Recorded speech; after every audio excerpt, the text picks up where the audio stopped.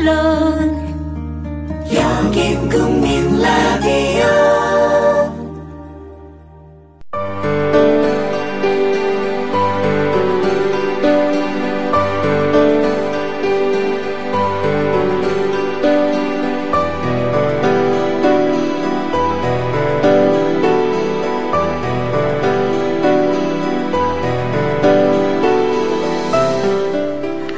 안녕하십니까. 맹경순의 아름다운 세상. 오늘 8월 12일 화요일입니다.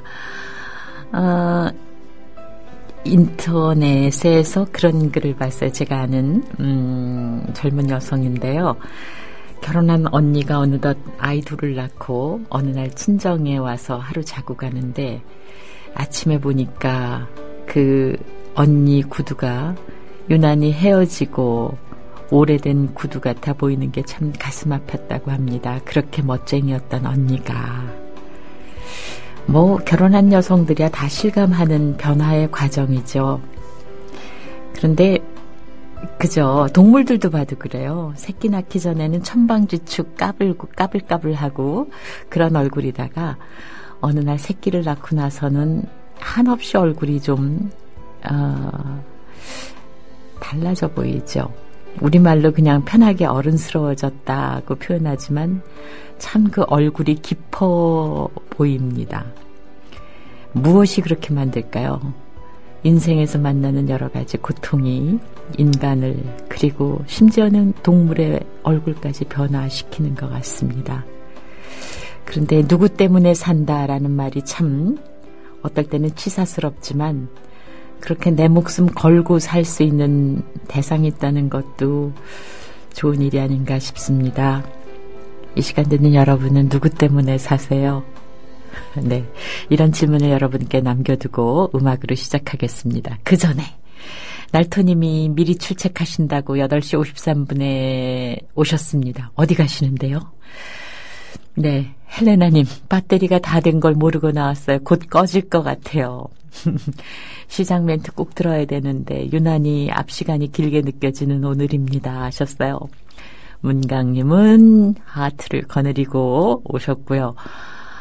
탱탱인디고님 오늘 일찍 오셨네요. 백마고지님도 일찍 오셨고요. 그런데 신당동 떡볶이 거리에서 9시를 알려드립니다 라고 인증을 하셨는데 이 시간에 왜 거기 계신가요? 혹시 쌀 파시러 오셨나? 네. 세라맘님 출첵하셨습니다. 어제 국회 앵그리맘들의 눈물의 기자회견. 국회는 문 꼭꼭 걸어 잠그고 우리를 막았지만 우리의 외침을 듣고 나오신 유가족들과 담장 너머로 눈물의 상봉을 했습니다. 하시는 글이었습니다.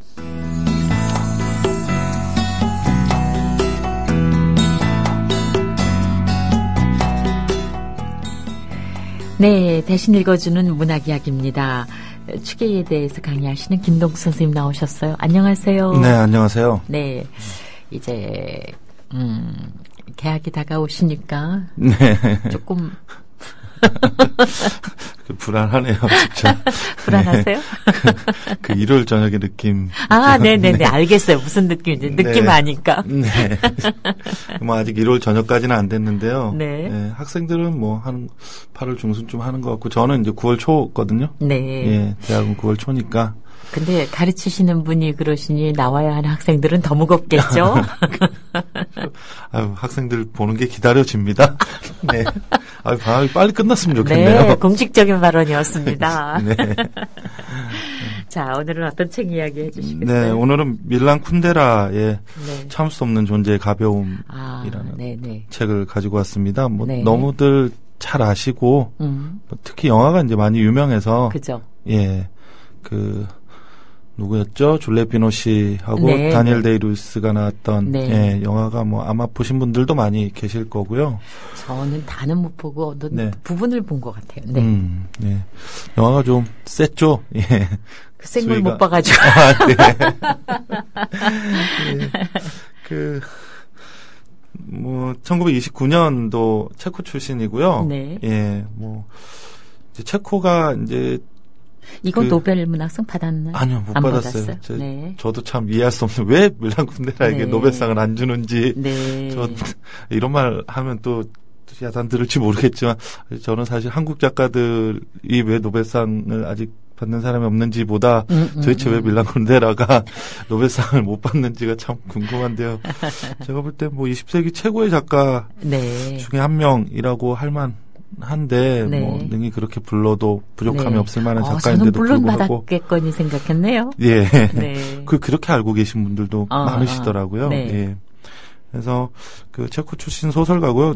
지금은 사실은 프랑스 작가 본인이 이제 프랑스 작가로 자기를 불러주길 바란다라고 얘기를 네. 해요. 네. 그러니까 원래는 체코로 작업을 하다가 구소련이 체코 침공 후에 프랑스로 망명하거든요. 네. 그 저희가 아는 이제 프라하의 봄이라고 네네. 했을 때 이제 이 참을 수 없는 존재의 가벼움도 이제 바로 그 시점, 그때 시기를 이제 배경으로 쓰여진 소설인데요. 네. 그 이제 체코가 이제 공산주의 치하에 있다가 이제 여전히 뭐 같은 공산주의긴 하지만 잠깐 이제 조금 민주화된 공산주의라고 네. 할까요? 네. 네.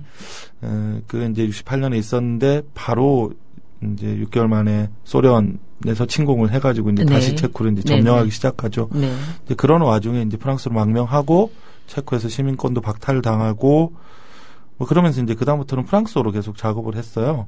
근데 이런 거는 복권 안 해주나요? 지금은 이제 복권을 했는데 네. 사실은 이제 체코에 들어가기는 들어간다고 하는데요. 네네. 이제 보통 이제 아마 밀란 쿤데라 정도의 작가가 이제 체코로 가면 이제 뭐 강연도 하고 뭐 매체하고 인터뷰도 하고 뭐 이럴 것 같은데 체코에 들어갈 땐 되게 비밀스럽게 들어간다고 그래요. 그 사람들한테 이제 알리지 않은 채로 들어갔다가 드러나고 싶지 않다고 해서 네네. 그렇게 들어갔다 한 번씩 들어갔다 나오기는 하고요. 이 참을 수 없는 존재의 가벼움도 원래는 체코어로 쓰여진 소설이거든요. 네. 근데 이제 프랑스어로 다시 썼어요. 그리고 이제 본인이 이 프랑스어판이 정본이다. 네. 이렇게 얘기를 했고 나중에 이 프랑스어판을 기준으로 체코어로 다시 개작을 했어요. 국내 번역본도 이제 프랑스어판을 네. 번역본으로 쓰고 있고요. 네. 본인도 이제 프랑스어로 계속 작업을 하긴 이제 체코어로 작업을 하다가 네. 프랑스어로 이제 작업을 하는데 본인 이제 자기 문학은 프랑스 문학이고 프랑스 작가로 불러달라 뭐 이런 표현을 계속 하거든요. 네. 아마 이제 체코에 대한 뭐 어떤 트라우마가 있어서 그랬을 수도 있죠. 예. 그래요. 조국이지만 거기에서 겪었던 시간과 그 일에 대해서 정말 힘든가 보죠, 뭐. 그러니까 체코 이제 공산당인데요. 공산주의 국가였는데 이제 공산당에서 2번이나 추방을 당하거든요. 네. 예. 그러니까 50년대에 이제 반공산당 활동으로 한번 추방당했다가 다시 이제 복권돼서 재입당했다가 네. 다시 추방당하죠. 예. 정말 참 개인의 삶에서. 예. 그러니까 이게 이제 체코도 공산주의 국가라는 건 저희가 생각하듯이 여러 개의 정당이 있어서 네. 뭐 이쪽으로 가고 저쪽으로 또 가고가 아니라 일당국 독재이기 때문에 그 당에서 축출당한다는 건 사실은 네. 거의 뭐 시민권이 그쵸, 박탈당하는 거하고 비슷하죠. 예를 네. 들어 뭐 북한 생각해 물론 뭐 체코가 이제 북한 같은 그 정도까지는 아니겠지만 당에서 예를 들어 축출당한다라는 건 네. 사실 뭐 거의 사회적 죽음이니까요. 완전히 보호막이 없어지는 거겠죠. 네. 네. 그래서 이제 주요 작품들은 뭐 잘 아시겠지만 얼마 전에 새 소설이 나왔어요. 그래요? 예. 그러니까 마지막 소설이 2000년에 나온 항수라는 소설이었거든요. 네. 그동안 이제 작품 활동 거의 안 했었는데 지금 나이가 80이 넘었는데, 네. 그죠? 14년 만에 소설이 나왔더라고요. 네. 그래서 뭐 인터넷 서점이나 서점 가니까 이제 밀란 쿤데라의 14년 만에 소설 이러고 네. 이제 광고를 하더라고요. 그래서 저는 14년 만에 소설이지만 그래도 역시 참을 수 없는 존재의 가벼움을 읽어야 되지 않을까 네네. 해서 그죠? 네, 이 소설을 가지고 왔습니다. 네. 예. 뭐 내용은 많이들 아실 텐데요. 이제 사실 이제 4명의 인물이 나와요. 제가 이제 2명 이제 주인공 뭐 사실은 4명 다 주인공이긴 한데요. 네. 중요한 인물은 이제 토마시하고 테레자죠. 네. 이제 원래는 이제 저도 이 드링거에는 토마스하고 테레사라고 썼는데 예전에 이제 이렇게 썼다가 이제 체코식 발음으로 해서 이제 토마시, 네. 테레자 이렇게 쓴 네, 것 같은데 네. 저도 이게 워낙에 익숙하다 보니까 네. 근데 이제 번역본에서도 새로 나온 번역본은 토마시하고 테레자라고 돼 있을 거고 이 가끔 소설이 이제 번역이 새로 나오면서 주인공 이름이 바뀌면 네. 참 내가 알던 그 사람이 아닌 것 같은 기분이 좀 들 때가 있거든요. 그리고 이게 영화를 먼저 보면요. 네. 자꾸 소설 안에 그 영화 장면을 대입시켜서. 네. 예. 그래서 어떻게 보면 무거움과 가벼움에 대한 얘기이고요. 네. 이 삶에 대한 어떤 무거움, 진지함, 혹은 삶에 대한 무거움을 벗어나고자 하는 가벼움, 이것들이 이제 어떤 식으로 나타나는 건 이제 토마시하고 테레자의 이제 사랑 얘기, 연애담이기도 네. 하면서 네. 이 연애담이 이제 끊임없이 이런 무거움과 가벼움의 주제, 혹은 육체와 영혼이라는 주제, 그다음에 이제 당시의 정치적 자유의 네. 문제, 뭐 이런 것들이 이제 겹쳐져서 잘 모자이크된 소설이거든요.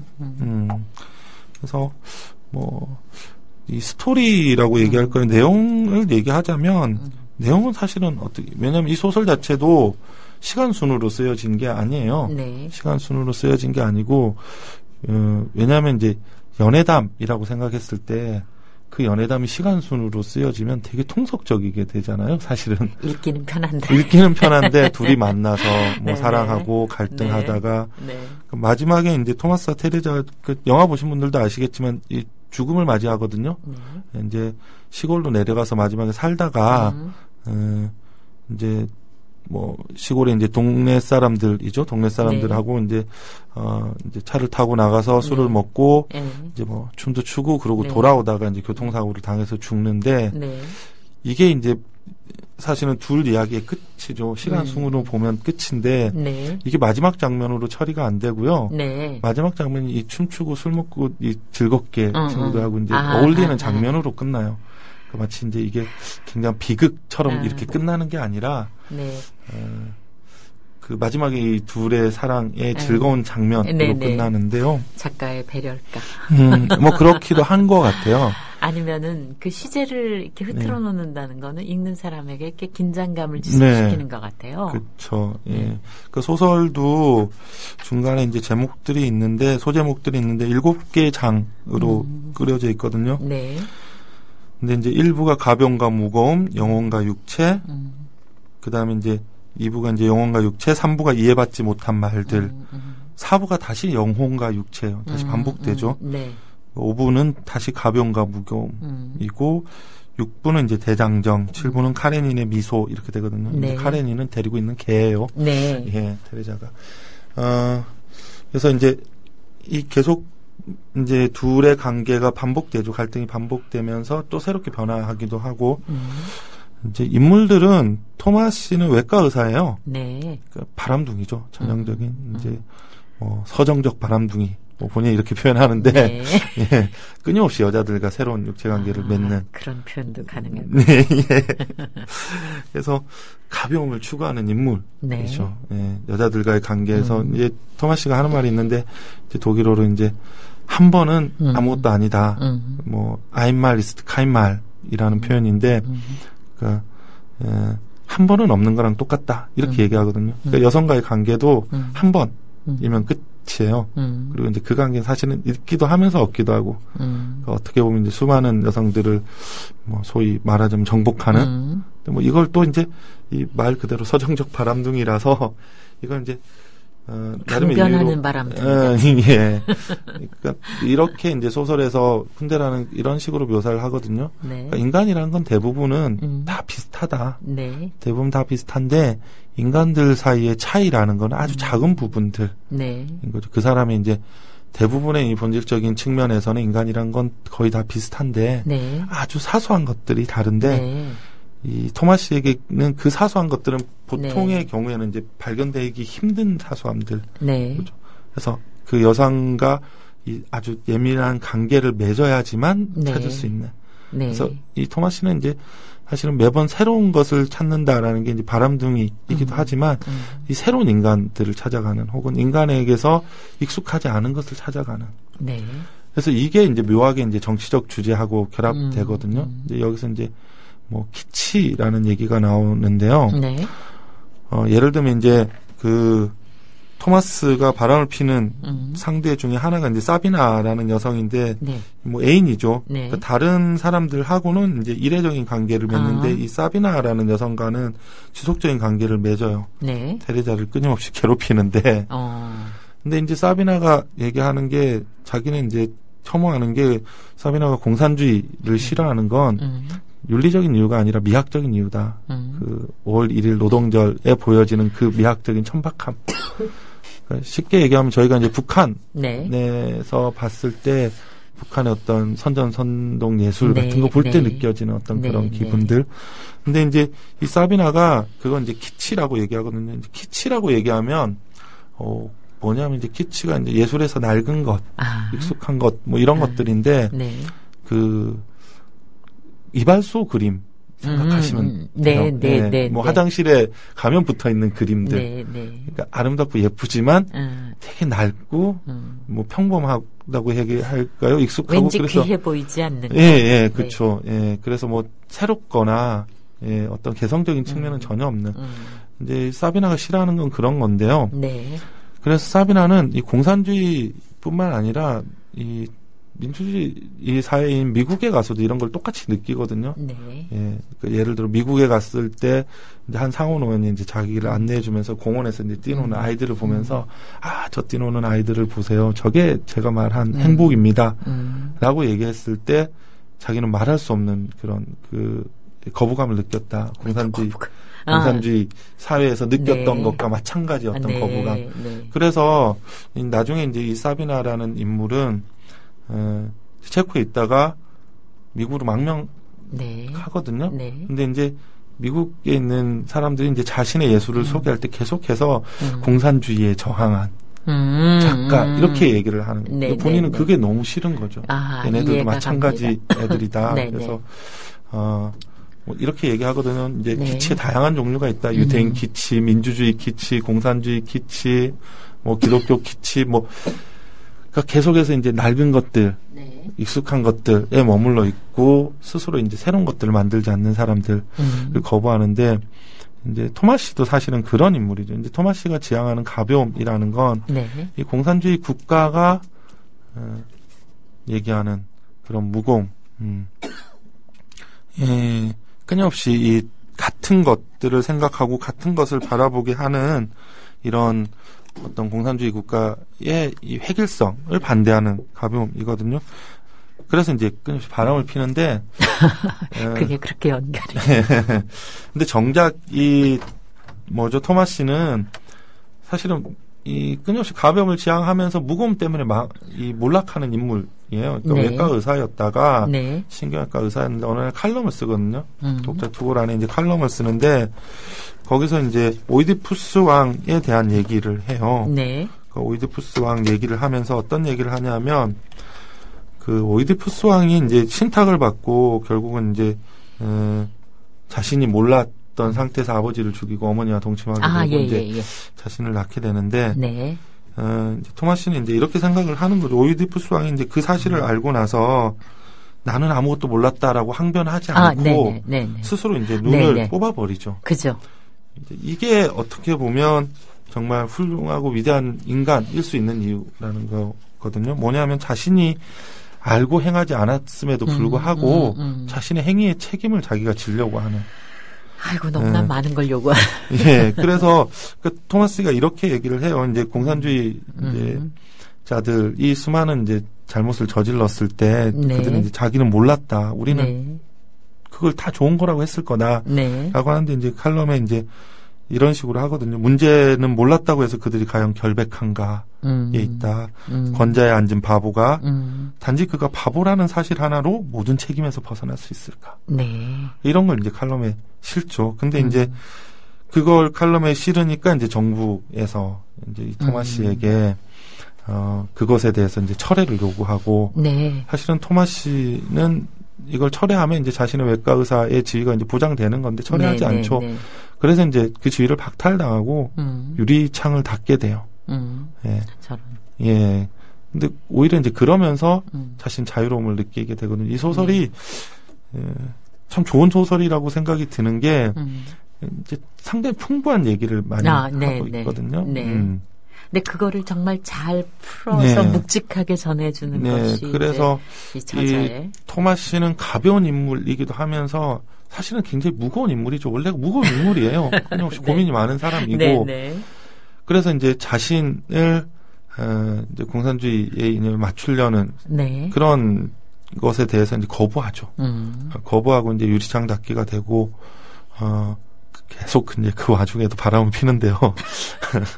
참, 네, 이분도 참, 네. 근데 이 토마스 씨하고 이제 함께서 오늘 토마스 씨 얘기만 계속 하게 되는 이제 테레자라는 인물은 네, 네. 사실은 이제 굉장히 진지한 인물이거든요. 이런 토마스 씨의 가벼움을 참지 못하고 네. 끊임없이 어떤 무거운 그래서 이제 이 중간에 이제 둘이 체코의 정치적 상황이 안 좋아져서 스위스로 가는데 다시 네. 돌아와야 된다고 해서 사진을 찍는 사람인데요. 네. 이제 다시 돌아와야 된다고 해서 이제 다시 돌아와서 이제 그 시위 장면을 찍기도 하고 예를 들면 이제 첫 만남에서도 이제 원래 테레자는 시골에 있는 호텔의 종업원이었어요. 네. 근데 이제 우연히 토마스 씨를 보게 되고 토마스 씨가 이제 책을 읽고 있는 사람, 책을 읽고 있는 걸 보게 되거든요. 동네에 이제 책을 읽는 사람이 없는 거죠. 네. 이 호텔에서 책을 네. 들고 있는 사람은 내가 그러니까 정말 순간 꽂혔어요. 네. 근데 이게 굉장히 우연이고 사실은 되게 사소한 일이잖아요. 네. 근데 이걸 이제 자신의 운명으로 받아들이는 거죠. 그러니까 한없이 무거운 인물이에요. 그리고 네. 마지막에 이제 토마스 씨랑 이제 만나서 얘기를 하다가 이제 토마스 씨가 이제 그 시골에 잠깐 왔다가 이제 돌아갈 때 뭐 혹시라도 프라하에 들리면 뭐 이러면서 이제 명함을 하나 주는데 그걸 들고 이제 집을 나와서 토마스 씨를 찾아가는. 네. 이걸 이제 어떻게 보면 가볍게 지나칠 수 있는 이런 것들을 예. 이 인생의 어떤 필연적인 것을 생각하는 그러니까 늘 이런 무거움을 갖고 있는 네, 인물이에요. 네, 네. 근데 이제 사실은 이제 이 둘이 이제 관계를 맺으면서 사랑을 하고 보시면 토마스 씨가 처음에는 되게 바람둥이였는데 사실 끝까지 바람둥이긴 한데요. 네. 이 사람을 그냥 단순한 바람둥이가 아니구나라는 걸 물론 이제 그것 자체를 옹호하게 되지는 않지만 네, 네, 네. 이해하게 되는 거겠죠. 이해하게 되는 네. 그 저희가 이제 마찬가지로 안나 카레니나를 읽으면 안나 카레니나가 그냥 들으면 불륜녀에 불과하잖아요. 근데 사실은 톨스토이를 읽게 되면 안나 카레니나를 읽게 되면 이 안나 카레니나를 이해하게 되죠. 그렇다고 이제 그 행위를 그게 잘했다라고 얘기하기는 힘들지만 그럴 수도 있었겠다. 예, 그럴 수도 있다. 어쩔 수 없었겠다라는 네. 것들을 어느 정도 이해하게 되는데 네. 그래서 특히 참 시간이 이게 이제 쿤데라의 이 참을 수 없는 존재의 가벼움은 가벼움을 참을 수 없는 것이기도 하지만 동시에 무거움을 참을 수 없는 것이기도 네, 하거든요. 네, 네. 무겁다라고 얘기하는 게 사실은 어떤 진지함이기도 하지만 끊임없이 어떤 이 기존의 사회 그러니까 여기서는 그래서 쿤데라에게 있어서는 공산주의나 자본주의나 똑같은 거죠. 이제 사회 체제 내에서 동일한 것을 강요하는 이런 물론 이제 체코라는 정치적 상황이가 시대적 상황 속에서는 이제 공산주의에 대한 비판이긴 하지만 저는 뭐 이게 꼭 공산주의에 대한 비판에만 적용된다고 생각지는 않고요. 그래서 끊임없이 이제 어떤 그런 무거움으로부터 혹은 낡음으로부터 벗어나려고 하는 것. 네. 네. 이제 이런 것들이 아마 소설을 통해서 네. 드러나고 사실은 이 소설에서 드러나는 메시지는 니체가 얘기한 것들과 거의 비슷하거든요. 그러니까 많은 부분이 이제 니체 철학에서 쿤데라가 영향을 받았는데 네. 예를 들면 이렇게 얘기를 하거든요. 한 번은 중요치 않다라고 얘기하는 게 어떻게 보면 너랑 나랑 한 번 만났으니까 그걸로 끝일 수도 있지만 저희가 이제 한 번 산다는 것에서 의미를 찾기는 힘들잖아요. 그리고 인생이 한 번이기 때문에 소중히 살아라는 말도 되지만 한 번이라면 사실 막 살아도 되는 거죠.